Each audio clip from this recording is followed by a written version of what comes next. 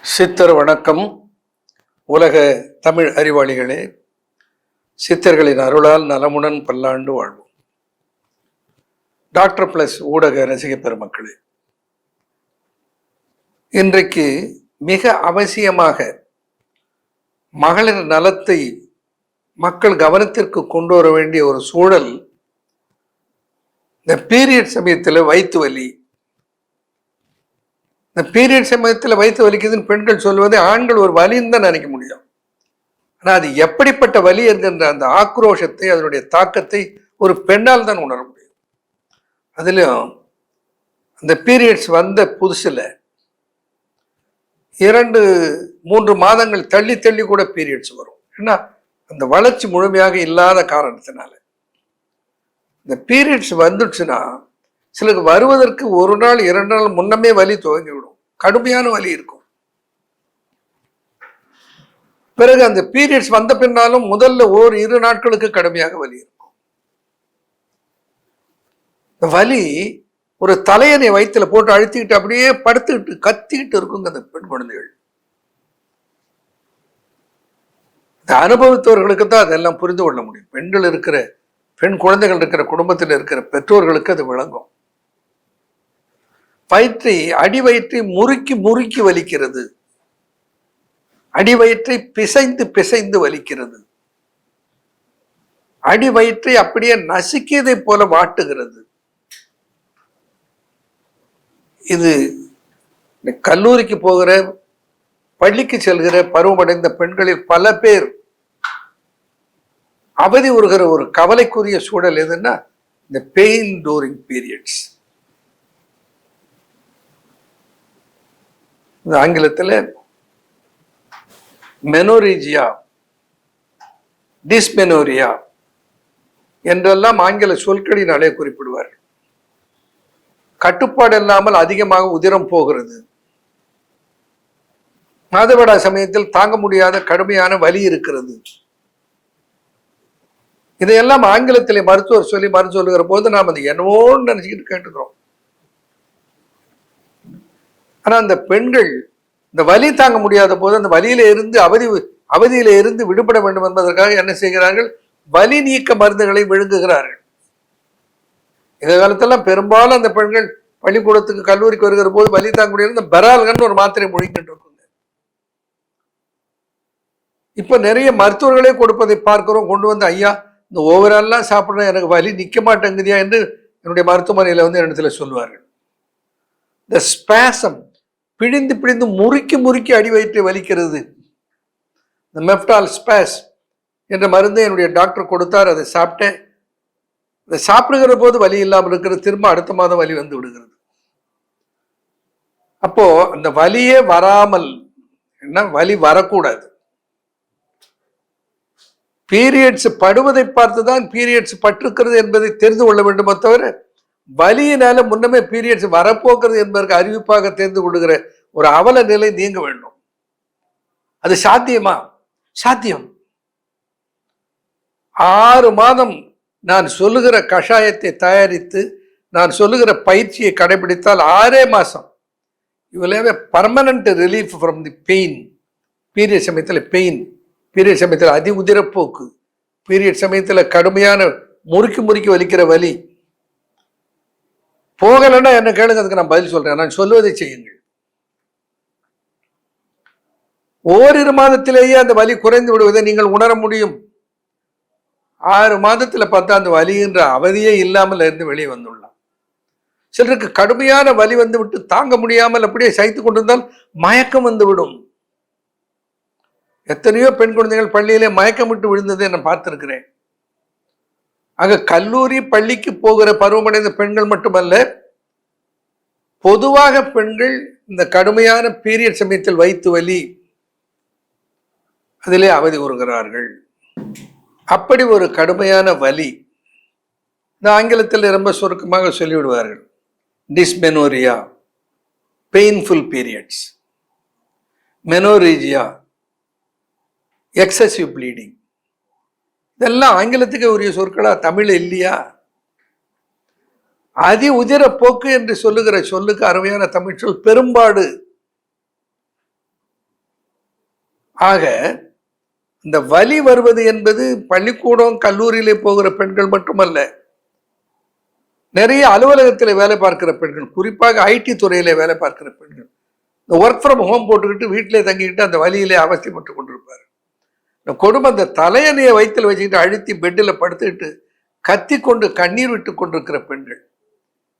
ஏன்னா அந்த காலத்தில் அப்படியே இருந்தாங்க, எல்லா வேலையும் பார்த்துட்டு இருந்தாங்க. பீரியட் சமயத்தில் கூட வேலை பார்த்துட்டு இருந்தாங்க. சில நல்ல வசதி வாய்ந்த குடும்பங்களில் பீரியட் சமயத்தில் எந்த வேலையும் கொடுக்காமல் வெளியிலே தலையணையும் பாயும் கொடுத்து படுக்க வைத்து விடுவார்கள். அந்த 3 நாட்கள் அவர்களுக்கு அவ்வளவு உடல் அலுத்து போகிறது. அதற்கு ஒரு நல்ல பாதுகாப்பு தர வேண்டும். அந்த அலுத்து போகிற உடம்புக்கு, களைப்பு அடைகிற உடம்புக்கு கொஞ்சம் நாமும் துணையாக இருக்க வேண்டும் என்று அப்படி ஒரு அமைதியாக ஒரு ஒர்க்கெல்லாம் இல்லாமல் ஒரு சூழ்நிலையை கொடுப்பார்கள். நான் வலி போச்சோ, வலி இல்லைன்னா எப்படி இருக்கும்னு ஒரு நிமிஷம் நினைச்சு பாருங்க. பீரியட்ஸ் படுவதை பார்த்து தான் பீரியட்ஸ் வந்துன்னு தெரிஞ்சுக்கணும். ஆனால் வலியே இருக்காது, வலி ஓடி போயிடும் அப்படின்னா சொல்றது எவ்வளோ ஈஸியாக இருக்கு, கேட்கறதுக்கு எவ்வளோ இனிமையாக இருக்கு. ஆனால் அவ்வளோ சுலபம், அவ்வளோ சுலபந்தான். கொஞ்சம் நாம் அதுக்கு டைம் ஸ்பெண்ட் பண்ணணும். 3 விஷயங்கள் நான் சொல்ல போகிறேன். 1, குடலையும் உடலையும் குருதியையும் சுத்தம் செய்து கொள்ளுதல், சுத்தி. 2வது, கர்ப்பப்பைக்கு சித்தர்கள் என்ன வழிகளை சொல்லி இருக்கிறார்கள் என்பதை பின்பற்றுதல். 3வது, சித்தர்கள் காட்டிய ஒரு பயிற்சியை மேற்கொள்ளும். ஒரே ஒரு பயிற்சி நான் சொல்லுவேன், ஒரு டானிக், ஒரு பயிற்சி, மாதவிடாய் வலி ஓடி போச்சு, அவ்வளவுதான். நான் உங்களுக்கு சொல்லுகிறேன், எல்லாரும் வீட்டில் செய்யலாம், யாரும் செய்ய முடியாத ரகசியம் கிடையாது. 3 மலர்கள், 6 மரத்தினுடைய பட்டைகள், 9 சரக்கு,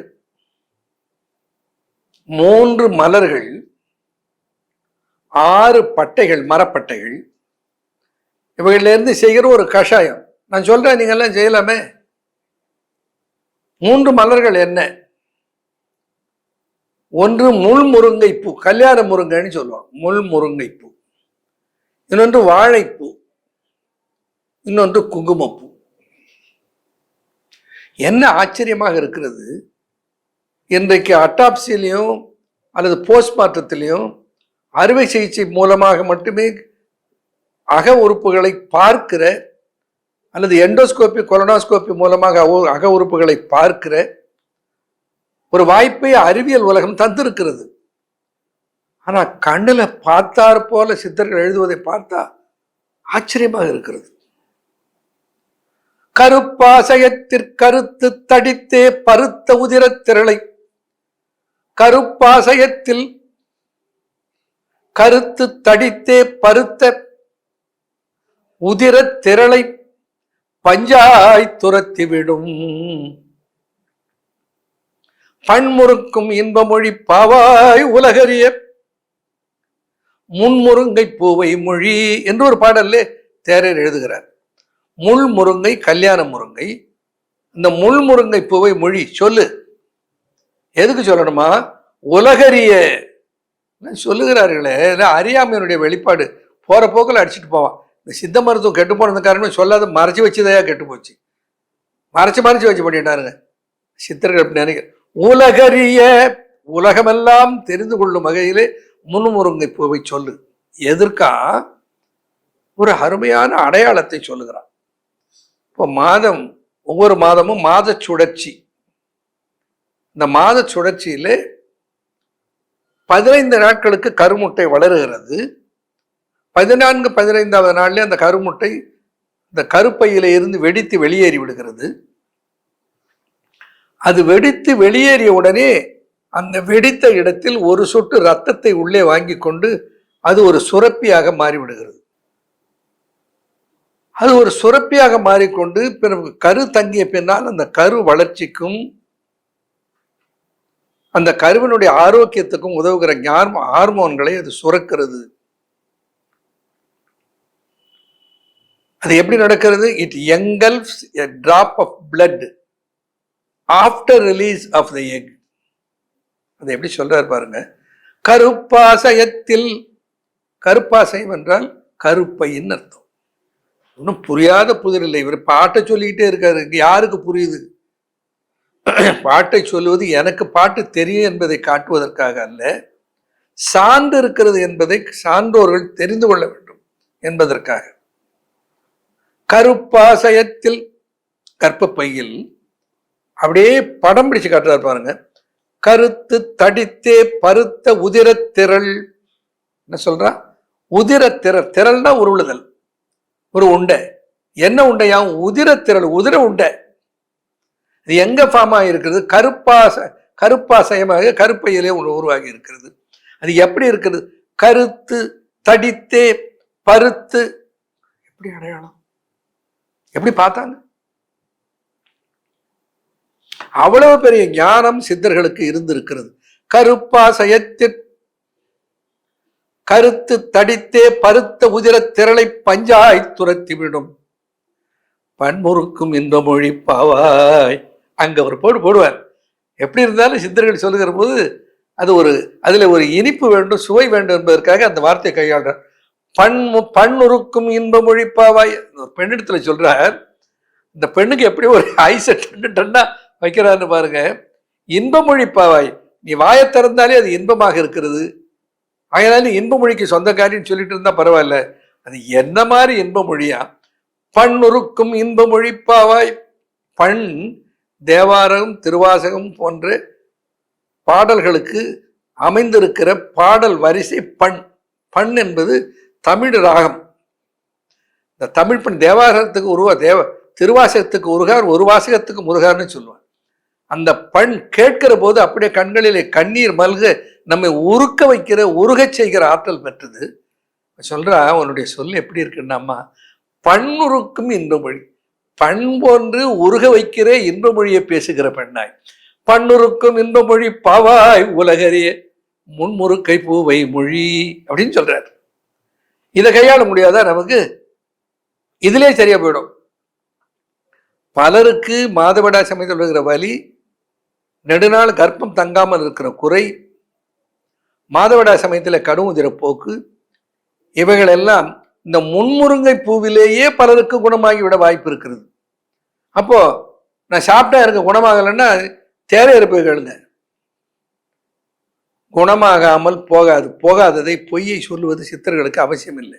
ஆனா நாம் எந்த நிலையில் இதை கையாண்டோம், இயல்பு நிலைக்கு மீளுகிற தன்மையில் நம் உடல் இருக்கிறதா, இதெல்லாம் மருத்துவம் தான் சொல்ல முடியும். அதை நீங்க கண்டுபிடிக்க முடியாது. ஆனா எப்படி ஒரு கருதியும் வராது. யார் வேணாலும் சாப்பிடலாம். ஏற்கனவே என்ன மாத்திரை சாப்பிட்டு இருந்தாலும் சாப்பிடலாம். ஏற்கனவே சைவம் அசைவம் என்ன உணவு, அது ரொம்ப முக்கியம். இப்போ என்ன எல்லாரும் கேட்கறது என்னன்னா, நான்வெஜ் சாப்பிடக்கூடாதா என்று போய் பட்னீருக்கு சொன்னா கூட இருந்துருவோம் போல இருக்கு. நான்வெஜ் இல்லாமல் இருக்கு. பிள்ளைகளை அப்படி பண்ணிவிட்டோம். இதுக்கு வெஜ்ஜு நான்வெஜ் கணக்கு இல்லை. ரொம்ப சந்தோஷம். முள்முருங்கை பூ அல்லது கல்யாண முருங்கை பூவை 5 மலர்களை, புதிய மலர்களை கொண்டு வந்து இந்த இதழ்களை பிரித்து நன்றாக தண்ணீரில் பூச்சி பொட்டு இல்லாமல் கழுவிவிட்டு அந்த 5 மலரோடு கூட சேர்த்து 5 மிளகு, 50 ml தயிர், 3 பொருள்.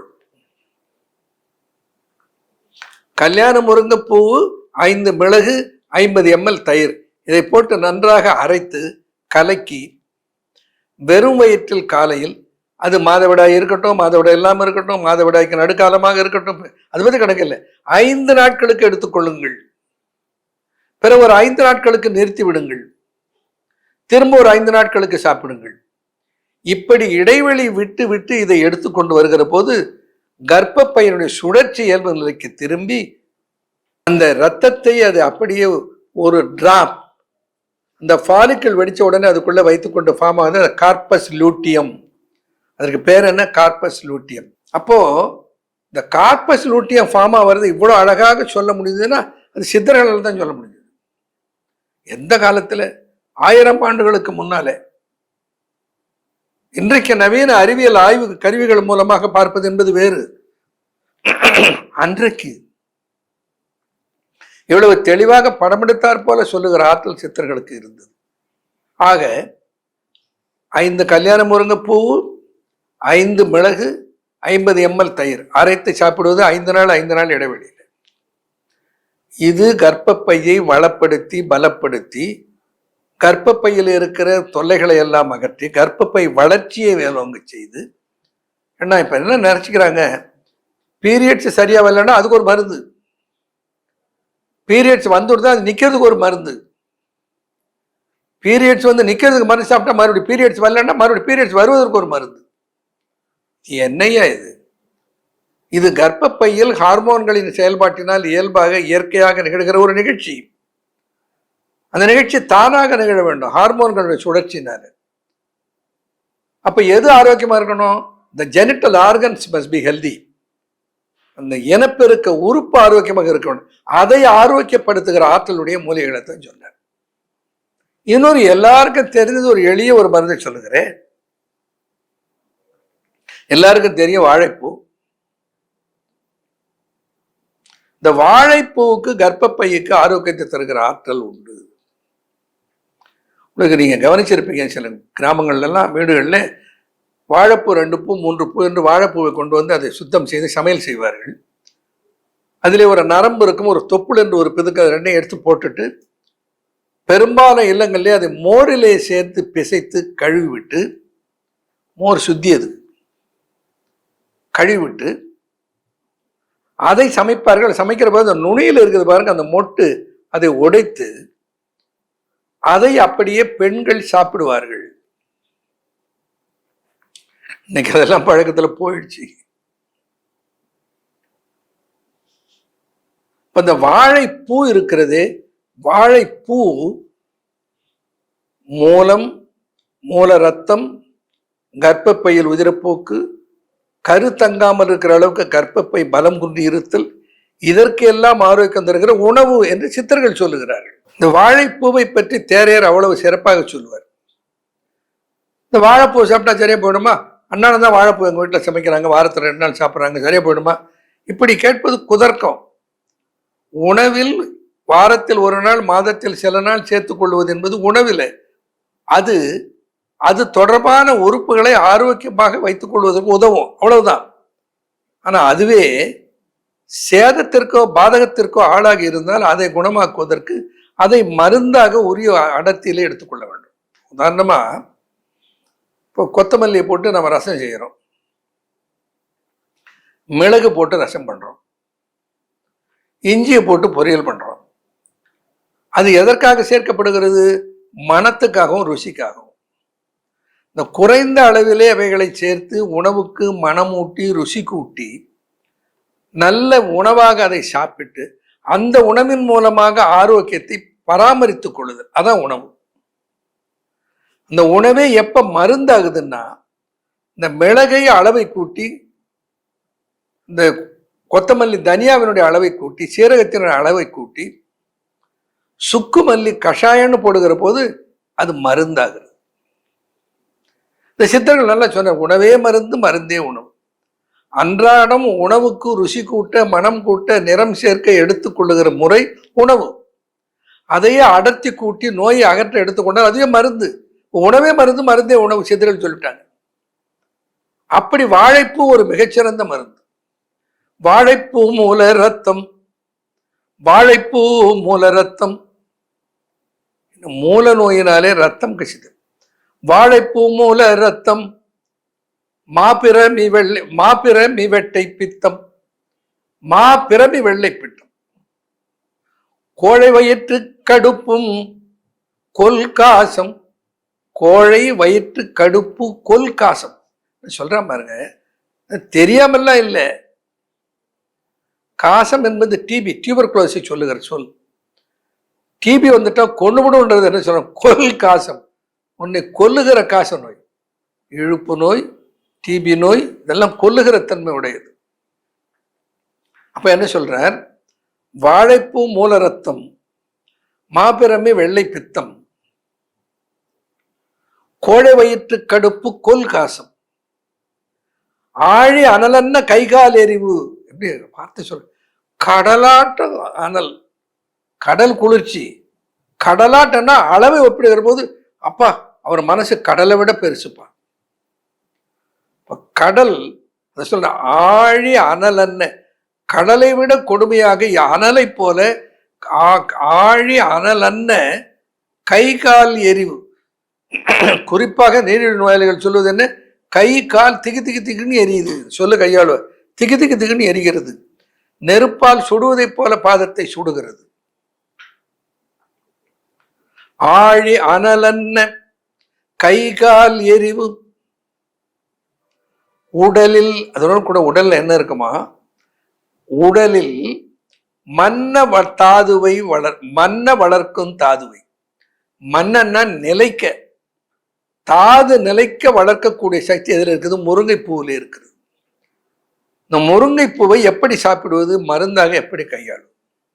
இந்த மாதவிடா சமயத்துல கடுமையான வலி இருக்குது என்று சொல்லுகிற இந்த பெண்கள் இந்த வாழைப்பூவை, இந்த மொட்டு பூன்னு சொல்லுவதில்லை, அந்த ஒரு 4 பூ, இந்த மொட்டு பூ, கடுமையான மாதவிடா சமயத்தில் வயிற்று வலி உள்ளவர்கள், அதிகமாக உதிரம் போகிறது என்பவர்கள், 2 பேருக்குமே உதவக்கூடிய ஒன்று வாழைப்பூ. இந்த வாழைப்பூவை இந்த மற்ற பகுதிகளில் சமைப்பதற்கு எடுத்துக்கொண்ட பின்னால அந்த மொட்டுன்னு சொல்லி இருக்குமே, அதை எடுத்து அதை பொடியாக நறுக்கி அதை அரைத்து அதனோடு கூட தயிர் சேர்த்து, ஒரு மொட்டுக்கு ஒரு 50 மில்லி தயிர், ருசிக்கு வேண்டுமானால் கொஞ்சம் உப்பு சேர்த்து கொள்ளலாம். ஒன்றும் ஒரு கடுதி வந்துட போறதில்லை. அப்படி அந்த வாழை மொட்டை தயிரோடு சேர்த்து அரைத்து தொடர்ந்து சில மாதங்கள் எடுத்துக்கொண்டு வந்தால் இந்த பீரியட்ஸ் சமயத்தில் வருகிற வலி, டிஸ்மெனோரியா, அதுக்கு குட் பை சொல்லிவிடலாம். சரி, சிலருக்கு அந்த ஒரு பூவிலே, வாழைப்பூவிலே சரியாகலை, கல்யாண முருங்கை பூவிலையும் சரியாகலை, வேற என்ன பூவை சேர்க்கிறது? இன்னொரு பூவை சித்தர்கள் சொன்னார்கள். குங்கும பூவை கண்டால் கூறு கொண்ட பேனீச நோய். குங்கும பூவை கண்டால் கூறு கொண்ட பேனீச நோய். தங்கு செவி தோடம், தங்கு செவி தோடம், சலதோடம், மாதர் கருப்பை தோடம் தொலையும். குங்கும பூவை கண்டால் கூறு கொண்ட பேனீச நோய். தங்கு செவி தோடம், சலதோடம், பொங்கு மதுரத்தோடம் தொலையும். மாதர் கருப்பை உதிரத்தோடம் போமோர். இதுதான் அந்த பாடம். நீரிழிவுக்கு நல்ல மருந்து குங்குமப்பூ. இருதய நோய்க்கு சிறந்த மருந்து குங்குமப்பூ. மாதர் கருப்பை நோய்க்கு சிறந்த பூ முருங்கைப்பூ, குங்குமப்பூ. குங்குமப்பூ விலை அதிகம். இன்றைக்கு நான் இதயாமிர்தம் செய்து விட்டு வந்திருக்கிறேன். இதயாமிர்தம், கைன் கர்ப்பப்பைக்குரிய மருந்து, மதனகாமலேகிய மகள், பரங்கி ரசாயனம், இவைகளெல்லாம் குங்குமப்பூ இல்லைன்னா அதுக்கு உயிரே கிடையாது. இந்த மருத்துக்கு உயிர் கொடுப்பது குங்குமப்பூ. கிராமத்துல எல்லாம் பழக்கத்தில் இருந்தது எங்க காலத்துல, இப்ப இருக்குதான் தெரியல. கருவுற்று இருக்கிற பெண்ணுக்கு குங்குமப்பூவை, ஒரு 5-6 குங்குமப்பூவை பாலில் சேர்த்து அன்றாடம் இரவில் கொடுப்பார்கள். அதை என்ன சொல்லிவிட்டார்கள், இந்த தாய் கொடுக்கணுன்றதுக்காக இந்த குங்குமப்பூ சாப்பிட்டா உன் குழந்தை சிவப்பா பிறக்கும் அப்படின்னு. இந்த அப்போ அந்த அம்மா என்ன பண்ண, தன் பிள்ளை சிவப்பா பிறக்கணும்னு சாப்பிடணும்னு. ஆனா உண்மையில குங்குமப்பூவை சாப்பிட சொல்லுடைய நோக்கம் என்னன்னா, நன்றாக குருதி ஊறும், அதனாலே குழந்தையினுடைய மேனி மேம்பரும், அது உண்மை. ஆனா அந்த பெண்ணுடைய கர்ப்பப்பை வளமுறும், சிரமம் இல்லாமல் பிரசவமாகும், பிரசவத்துக்கு பின்னால் அந்த கர்ப்பப்பையில் பாதகம் இல்லாமல் அது நலம் பெறும். தாயினுடைய நன்மைக்காக சொன்னது நம்ம சாப்பிடாது, பிள்ளைக்காக சொன்னா அது எதை வேணாலும் சாப்பிடும். ஆக குங்குமப்பூ, வாழைப்பூ, முன்முருங்கைப்பூ, இவை 3ம் மிகச்சிறந்த கர்ப்பப்பைக்குரிய மருந்துகள். அதே மாதிரி 6 பட்டைகள், அத்திப்பட்டை, அசோகப்பட்டை, நாவல்பட்டை, ஆலம்பட்டை, உதியம்பட்டை, லோத்ராப்பட்டை. இந்த 6 பட்டைகளுக்கும் இன்னும் ஆயுர்வேதம் ரோத்ராவுக்கு அவ்வளவு முக்கியத்துவம் கொடுப்பாரு. இந்த 6 பட்டைகளும் கர்ப்பப்பைக்கு பாதுகாப்பு தருகிற, ஆரோக்கியம் தருகிற மிக முக்கியமான மூலிகைகள். அத்திப்பட்டை, அத்திப்பாற்பட்டைக்கு அவ்வளவு ஆற்றல் இருக்கிறது. இதுக்கு ஒரு சின்ன உதாரணம் மட்டும் ஒன்று சொல்லாது, எவ்வளவு இருக்குது என்பது. அந்த ஆரம்ப காலத்தில் மருத்துவம் பார்த்து கொண்டிருந்த பொழுது 1900 67, 68, 1977, 78 என்னுடைய நண்பன் கராத்தே கற்றுக்கொண்டிருந்தான். என்னோட அவன் பேர் பொன்னுசாமி. அவனுடைய சகோதரிக்கு திருமணம் செய்து கொடுத்து 15 வயதிலே அவர் கருவுற்று அந்த கரு கலைந்து அதனுடைய விளைவாக அந்த யூட்ரைன் புரோலாப்ஸ் ஆகிவிட்டது. கர்ப்பப்பை அடித்தட்டி தள்ளிடுதுன்னு சொல்லுவாங்க கிராமத்தில். இந்த கர்ப்பப்பை பிதுங்கி வெளியில் வந்து திராட்சை கொத்து போல இருக்கிறது என்று மருத்துவர்கள் சொல்லி 16 வயதிலே கர்ப்பப்பையை அகற்ற வேண்டும் என்று சொல்லிவிட்டார்கள். நன்றாக நினைவில் இருக்குது எனக்கு. நான் வேலூர்ல இருக்கிற பொன்னுசாமி இந்த நடந்தையிலேருந்து வந்து அப்புறம் அழுகிறாரு. இப்படி சொல்லுகிறார்கள், நீ கவலைப்படாது, நான் கொடுக்குற மருந்தை கொடு என்று சொல்லி அன்றாடம் காலையில் நான் குட்டுக்காடு, வேலூர்ல இருக்க குட்டுக்காடுக்கு போய் அங்கே ஒரு பெரிய நாவல் மரம் 4 பேர் அணைச்சா கூட பிடிக்க முடியாது, அவ்வளோ பெரிய மரம். இந்த மரத்தில் இருந்து பட்டையை சீவி எடுத்துக்கொண்டு வந்து அதை கல்வத்தில் இட்டு நன்றாக அரைத்து அதனோட தயிர் சேர்த்து, வேற ஒன்றும் சேர்க்கல, இவ்வளவுதான் கொடுத்தேன். நாவல் பட்டை தயிரிலே சேர்த்து அரைத்து அதை அன்றாடம் காலையில வந்துடுவான், காலையில கொடுப்பேன். ஒரு நாளைக்கு ஒரு வேளை தான். ஒரு வாரம் அதை சாப்பிட கொடுத்தேன். அவளுக்கு அந்த கர்ப்பப்பை சுருங்கி இயல்பு நிலைக்கு போய்விட்டது. இப்போ என்ன ஆச்சுன்னா, அவளுக்கு 2 பையன்கள், 2 பேரும் என்ஜினியரிங் முடிச்சுட்டு என்ஜினியரா இருக்கா, இன்னும் நன்றாக இருக்கிறார்கள். அவ்வளவு பெரிய சக்தி அந்த மரப்பட்டைகளுக்கு இருக்கிறது. அதை கையாளுகிற முறை முக்கியம், அதை விட மிக முக்கியம் நம்பிக்கை. அதை முறையாக செய்ய வேண்டும், முறையாக கையாள வேண்டும். இப்போ நான் உங்களுக்கு சொல்லித்தரேன் ஒன்று.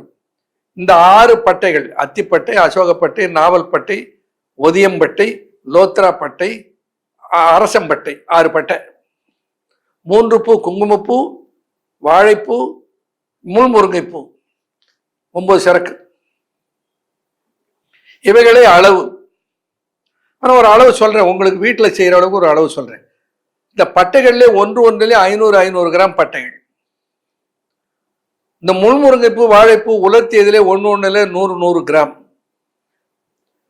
குங்குமப்பூவிலே ஒரு 10 இருந்து 15 கிராம் போட்டா போறோம், சரியா வரும். நான் சொல்ல கவனிச்சுட்டு வந்தீங்கன்னா புரிந்து கொள்வீர்கள்.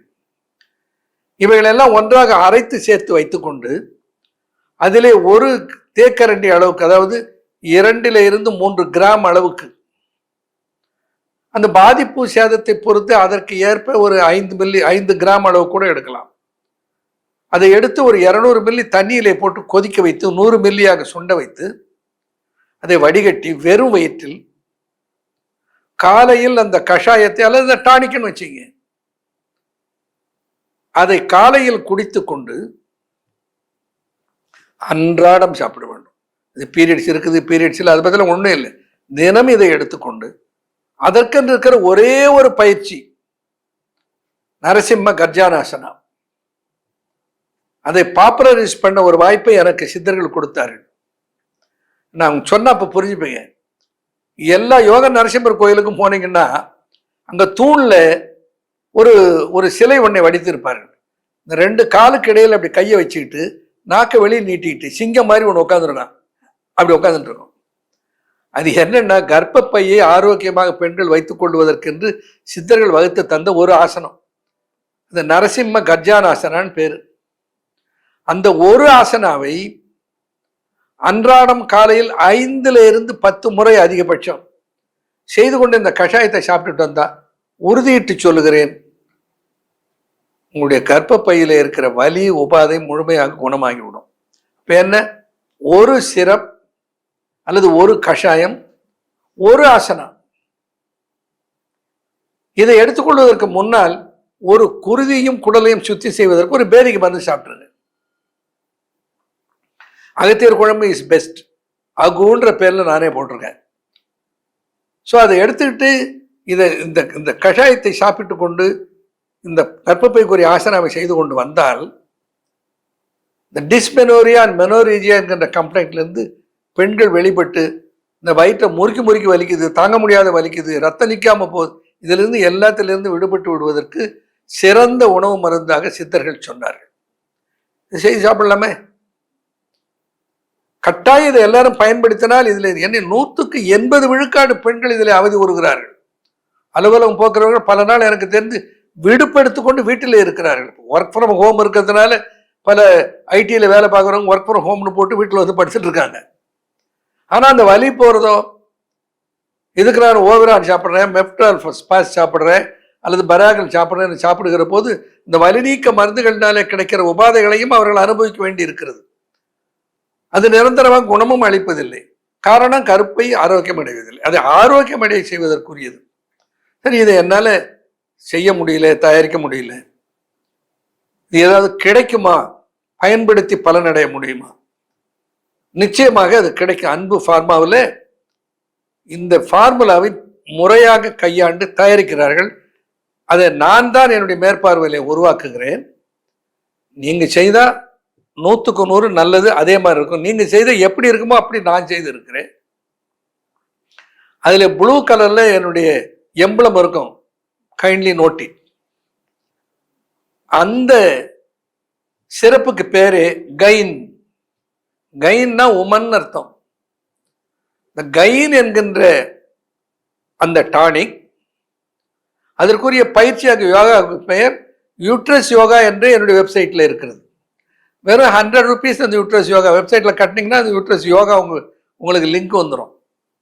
ஸோ யூட்ரஸ் யோகா, கைன் என்கின்ற டானிக், அகு என்கின்ற பேதிகை மருந்து. பேதிகை மருந்து ஒரே ஒரு தடவை தான் சாப்பிட போறீங்க. பிறகு 6 மாதத்திற்கு நீங்கள் கையாள போவது கைன் அண்டு அதனோடு சேர்த்து கையாள போவது ஆசனம். 3 இருந்து 6 மாதத்துக்குள்ள good bye to menorrhagia and dysmenorrhea. மாதவிடாய் சமயத்தில் வருகிற கடுமையான வலி, உதிரம் அதிகமாக போதல், உதிரம் ஒழுங்கற்று போதல், இது அத்தனைக்கும் it's a uterine tonic and uterine exercise. இது ரொம்ப கஷ்டமா நான் செய்து காண்பிக்கிறேன் பாருங்க, முடிஞ்சா கத்துக்கோங்க. ஆனா அதுல பல நுணுக்கங்கள் இருக்கிறது. நின்று கொண்டு செய்வது எப்படி, உட்கார்ந்து செய்வது எப்படி, யார் யார் உடலுக்கு ஏற்றாப்ப எப்படி செய்வது என்பதெல்லாம் அந்த வெப்சைட்ல போய் ஒரு அந்த யூடியூப் லிங்க் வாங்கிட்டீங்கன்னா நீங்க வீட்டில் என்னைக்கு வேணாலும் போட்டு பார்த்து கொள்ளலாம். ஆக 3 அகு என்கின்ற ஒரு பேதிகை மருந்து, கைன் என்கின்ற ஒரு டானிக், அதுல இருப்பது என்ன நான் சொன்ன மாதிரி இந்த 3 பூக்கள் 6 பட்டைகள், அதனோட கூட கர்ப்பப்பைக்குரிய பயிற்சி நரசிம்ம கர்ஜானாசனா அல்லது யூட்ரைன் யோகா. அதுக்கு பேரு யூட்ரைன் யோகான்னு பேர். அதுக்கு யூட்ரைன் யோகா லிங்க்னு கேட்டால் சொல்லிடுவாங்க.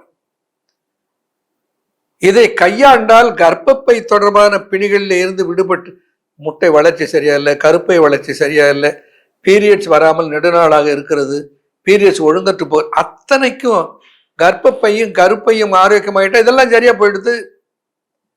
அதற்குரிய ஒரு சிறப்பு மருந்தாக சித்தர்கள் சொல்லி இருக்கிற தயாரிப்பை தான் உங்களுக்கு நான் சொல்லியிருக்கேன். சித்தர்கள் என்ன சொல்லியிருக்கிறார்கள் என்று சொன்னேன்.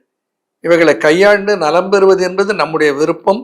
இறை அருள் கூட்டு வைக்குமானால் இதை பயன்படுத்தி நலம் பெற்று தமிழ் கூறும் நல்லுலக பெண்கள் கர்ப்பப்பையில் மாதவிடாய் சமயத்தில் வருகிற வலியில் இருந்து விடுபட்டு ஆனந்தமாக வாழ வாழ்த்துகிறேன். நன்றி, வணக்கம்.